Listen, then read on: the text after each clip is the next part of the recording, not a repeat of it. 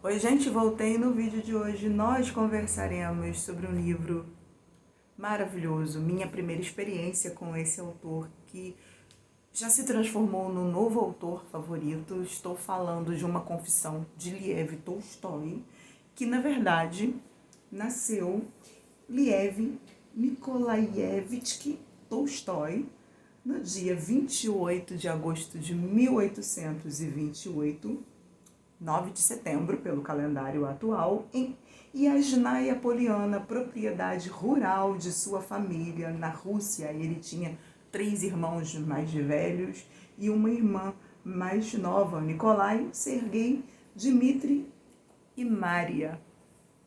E nós temos aqui, gente, um livrinho de 127 páginas, escrito por esse autor. É um livro biográfico, um livro autobiográfico, num período onde ele já era famoso, conhecido, reconhecido como autor de Guerra e Paz, Ana Karenina, por exemplo, mas ele vai entrar numa crise autoexistencial, sabe? Uma crise que quase culmina em suicídio. Claro, ele não se suicidou, né? Nós sabemos disso.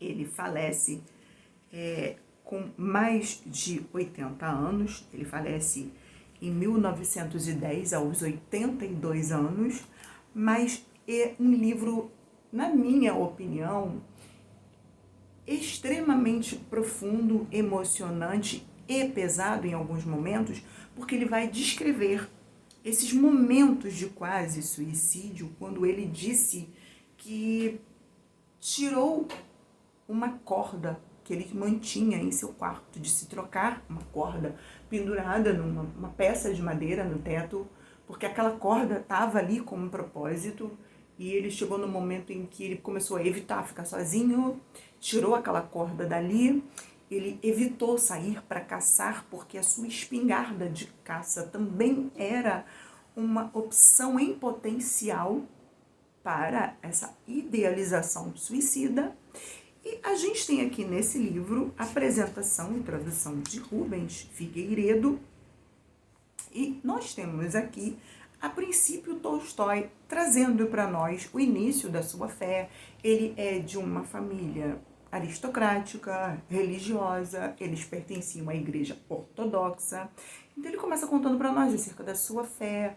Ele começou desde a sua tenra infância sendo ensinado nas doutrinas da igreja, sendo levado para a igreja, mas ali pelos seus 17, 18 anos, ele começa a perceber que as coisas não fazem tanto sentido assim, ele começa a perder a sua fé. E ele traz para nós um pouco da sua história aqui, ele vai trazer um resumo da sua juventude perdida. E quando ele lembra desse período da juventude perdida, ele registra aqui, na página 21, o seguinte: toda vez que eu tentava exprimir em que consistiam meus desejos mais sinceros, ou seja, o ser moralmente bom, eu encontrava desprezo e zombaria. Porém, assim que me rendia às paixões sórdidas, me elogiavam e incentivavam. A ambição, o desejo, o poder, a cobiça, o orgulho, a ira, a vingança, tudo isso era respeitado. Então ele vai juntando todas essas informações no decorrer da sua vida. Alguns outros pontos interessantes que eu vou destacar para vocês aqui posteriormente. E numa fase onde ele aparentava ter a vida perfeita, a família perfeita, a felicidade perfeita, onde ele era o escritor famoso, renomado por Guerra e Paz, Ana Karenina, onde ele tinha uma família numerosa, filhos lindos, saudáveis, uma esposa amorosa, dedicada, ele entra nessa crise. Então, ele entra nessa crise e ele começa uma espécie de procura. Ele começa a fazer pesquisas. Gente, ele era um exímio, não só escritor, mas ele era um exímio leitor. E ele começa a fazer as suas pesquisas na ciência experimental, na ciência especulativa. E ele vai trazer aqui a menção de Schopenhauer, de Salomão, porque ele começa a fazer investigações, ele começa a ler, ele começa a procurar sobre os grandes escritores, os filósofos, os grandes escritores sapienciais, e ele começa a fazer as suas pesquisas a partir dessas experiências na ciência experimental e na ciência especulativa. Ele começa a procurar textos e ele tem a sua biblioteca e ele começa a investigar nos livros, nos grandes escritos, mas ele percebe que nada daquilo que contém a teoria, a filosofia, vai trazer para ele a grande pergunta do sentido da vida, sabe? O porquê, o para quê, qual é o sentido de tudo que nós estamos vivendo, fazendo, sabe? O que vai acontecer depois, sabe? O que vai ser de tudo aquilo que nós estamos construindo? O que vai ser? Ele chega a perguntar o que vai ser dos meus escritos, de toda a minha fazenda, de toda a terra, de todo o meu dinheiro, de tudo que eu estou conquistando, qual será o sentido de tudo isso depois? Para que tudo isso, sabe? Por que tudo isso? E ele entra nesse debate existencial, nessa crise que o leva ao extremo de entender que a única saída é o suicídio, sabe? Porque ele faz assim uma espécie de testes, de pesquisas, e ele chega a algumas conclusões, e para ele, por ele ser um ávido leitor e um grande estudioso, ele fala: o sentido aqui é o suicídio, sabe? Não faz sentido eu continuar vivendo. Eu sou uma pessoa inteligente, então por eu ser alguém inteligente, a melhor saída é dar fim, é acabar com tudo. E no meio desse desespero dele, ele fala assim: não, peraí, porque ele está fazendo uma investigação, ele quer entender o porquê, o sentido das coisas. E ele fala: não, peraí, eu vou começar a observar as pessoas. Não pode ser. A morte não pode ser a saída. E ele começa observando, primeiramente, as pessoas do seu círculo, os filósofos, os escritores, as pessoas com poder aquisitivo, as pessoas bem-sucedidas de sua época. Ele começa a observar essas pessoas, ele começa a fazer uma espécie de pesquisa de campo. E quando ele olha o seu meio, as pessoas do seu meio, e ele vai usar esse termo aqui, ele se decepciona, porque as pessoas do seu meio, e ali eu incluo os crentes, porque ele vai usar esse termo aqui, gente, e eu estou falando do meu lugar de fala, porque quem me acompanha aqui no canal sabe que eu sou uma mulher cristã. Este é um canal literário, mas em minha vida particular eu sou uma mulher cristã. E como eu me identifiquei com essa leitura, gente, e como eu estou no meu lugar de fala para falar, e como eu tenho propriedade para falar, ele começa a observar as pessoas do seu meio, e isso inclui os crentes, e ele se decepciona. E pasmem, toda a aparência aqui neste livro escrito em 1879 não é mera coincidência. Vamos lá, gente.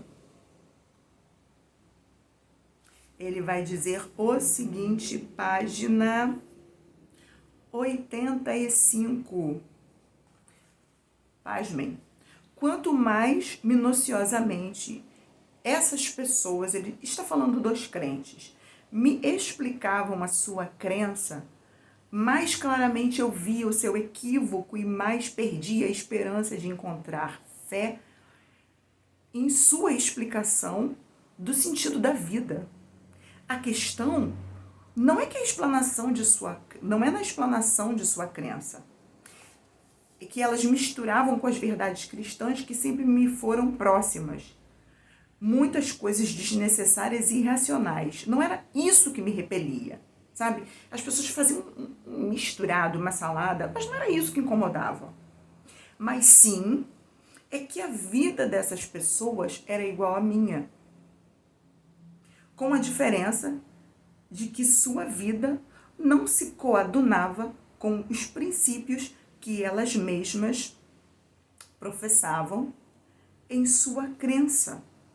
Ou seja, elas viviam uma vida de teoria, elas pregavam a religião, elas pregavam o amor, a cristandade, a irmandade, a comunhão, mas era uma teoria.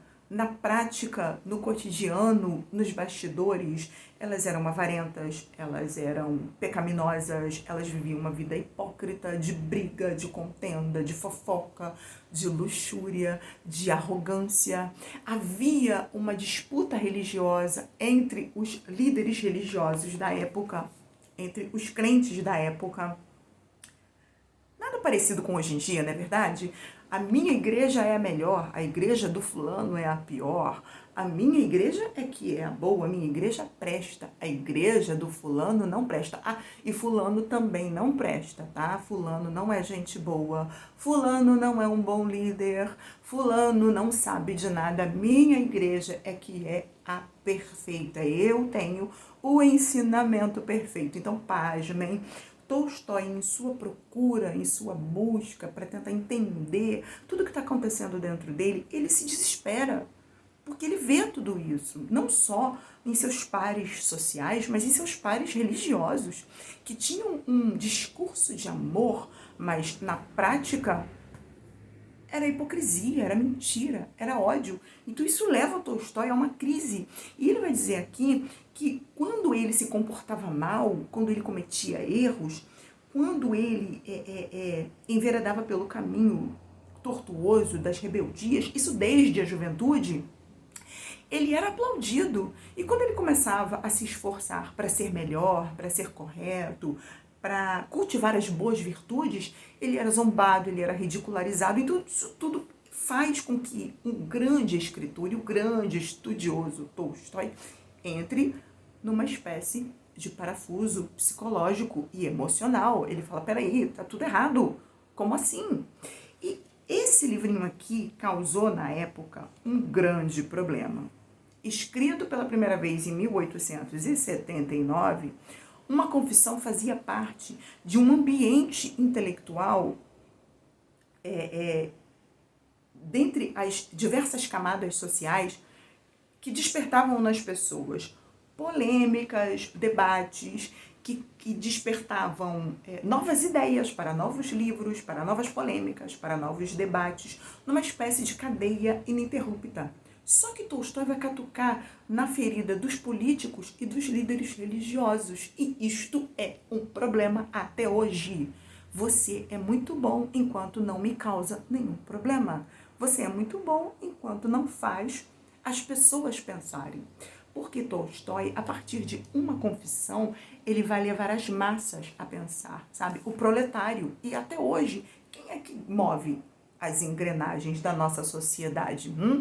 A elite, o topo da pirâmide? Não. Quem move as engrenagens da nossa sociedade é a base da pirâmide. E todo mundo sabe que a base da pirâmide, ela é constituída pela grande população, pelo proletário, pelos trabalhadores, pelo cara, pela mulher, o pai de família, a mãe de família, que levanta às 5h30 da manhã, que pega 2 ônibus, um metrô, que anda mais não sei quantos minutos a pé para conseguir chegar no trabalho às 7h30 da manhã.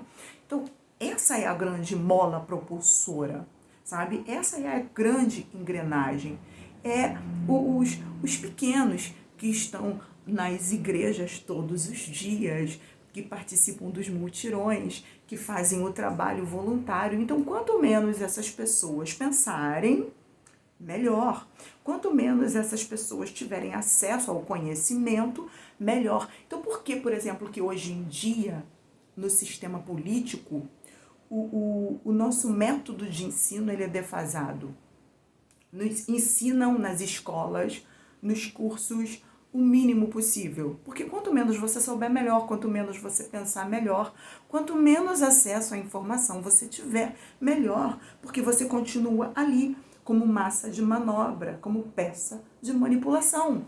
Então, o Rubens Figueiredo, que é o nosso tradutor e o mesmo que escreve a nossa apresentação aqui, ele diz o seguinte: uma confissão fazia parte desse meio intelectual, das diversas camadas da sociedade, onde a literatura gerava debates, mas mas debates cerceados, debates que não levantavam questões verdadeiramente importantes.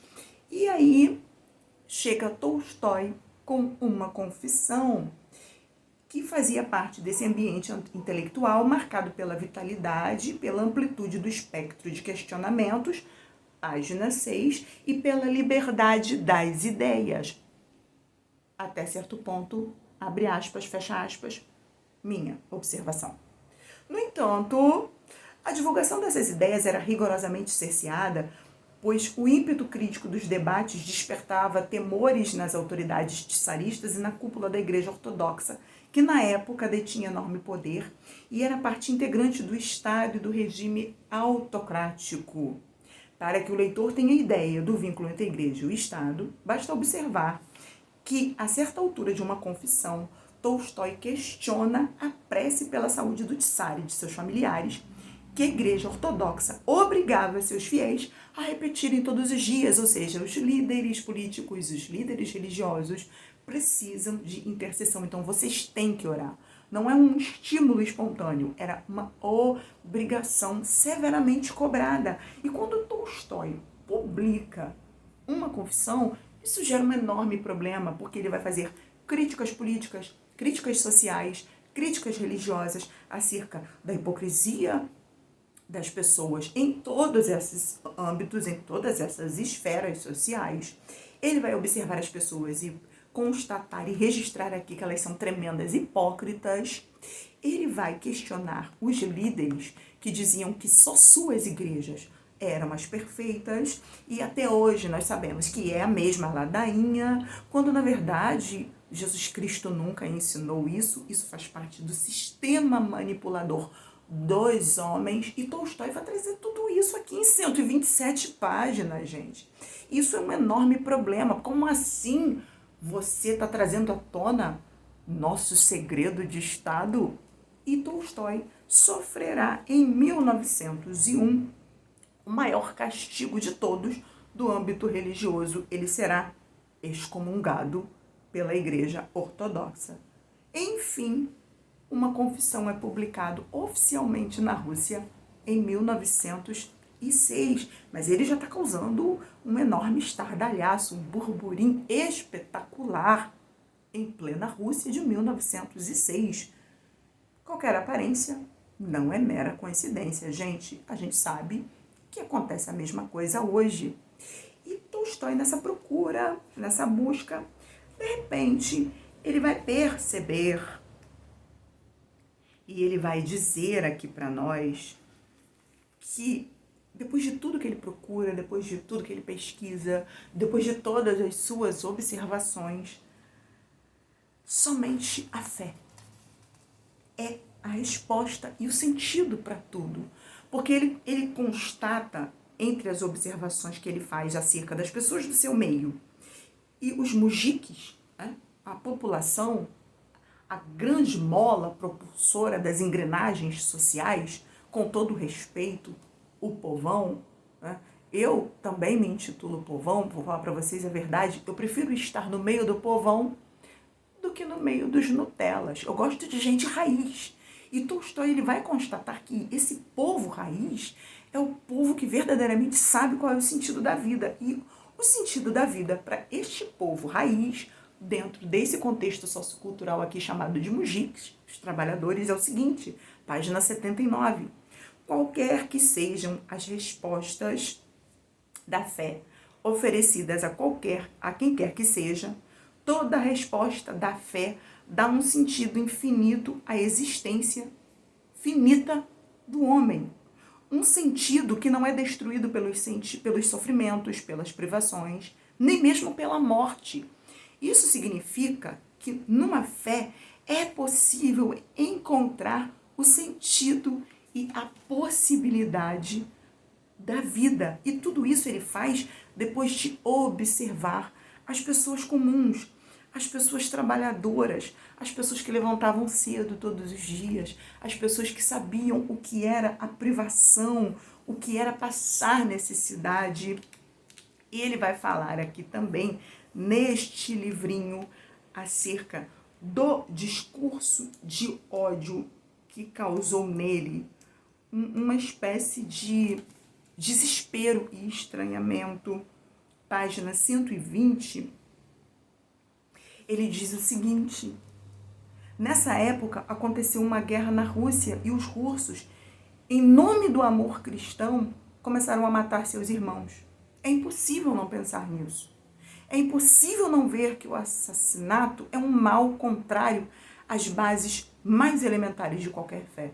No entanto, rezavam nas igrejas pelo sucesso de nossas armas e os professores da fé admitiam essa atividade assassina que decorre da fé. E não foram só esses assassinatos na guerra, mas também no tempo dos distúrbios que se seguiam à guerra, vi membros da igreja, seus professores e muitos outros líderes que se alegravam com o assassinato de jovens sem rumo e indefesos. E voltei a atenção para tudo que faziam essas pessoas que professavam o cristianismo e fiquei horrorizado. Gente, esse vídeo tá enorme, mas é isso.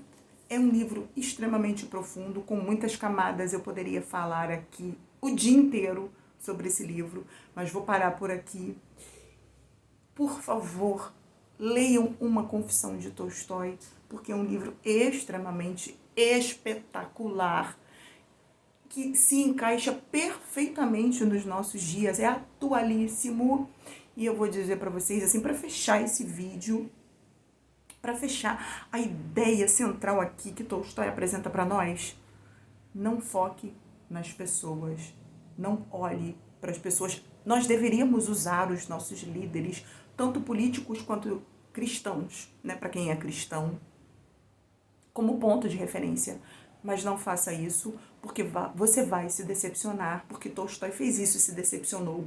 Quando Tolstói colocou o seu foco na verdade de quem é Deus é, sabe? Na bondade e no amor que Deus tem e que Deus é, ele encontrou o sentido da vida. É só isso que eu vou dizer para vocês. Vocês precisam ler esse livro para entender tudo isso que eu tô tentando passar para vocês aqui em 20 e poucos minutos.